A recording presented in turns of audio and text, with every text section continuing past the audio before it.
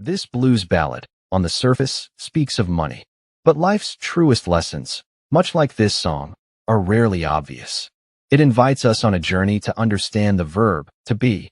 Yes, that seemingly simple cornerstone of English, and how it unveils the essence of who we are and the fragility of our connections. Prepare for a blues that resonates far beyond its melody. Clapton's blues throws us headfirst into a raw reality. The narrator recounts the life of a millionaire, surrounded by friends, revelry, and excess. Once I lived the life of a millionaire, spending my money, I didn't care. Here, he was in a state of abundance, a gilded cage perhaps. But fortune, as life relentlessly teaches, is a state, a condition, not the bedrock of who you are.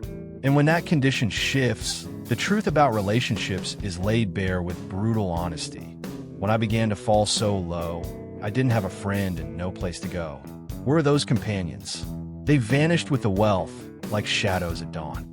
Nobody knows you when you're down and out. When you are in that vulnerable state, anonymity descends. It's a stark warning about the quicksand of relationships built on shifting sands of interest. But what happens when being in the world is perilous, yet your inner being is unnegotiable?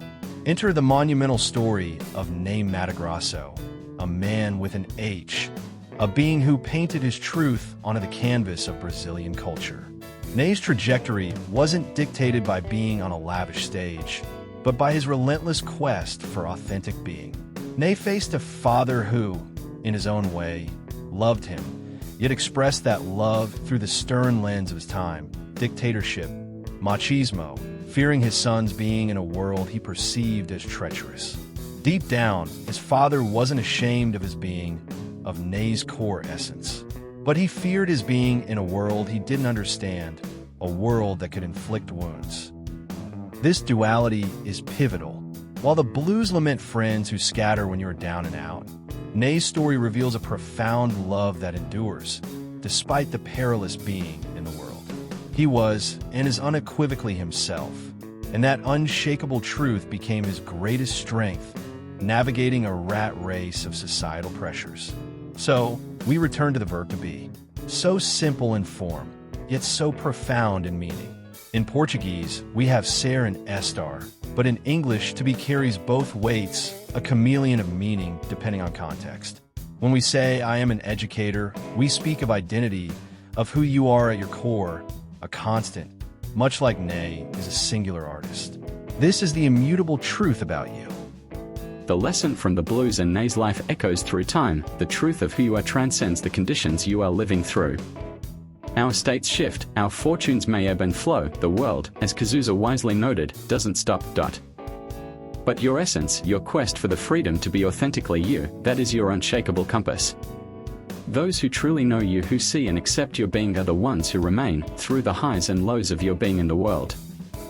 Learning English, then, isn't just about rules.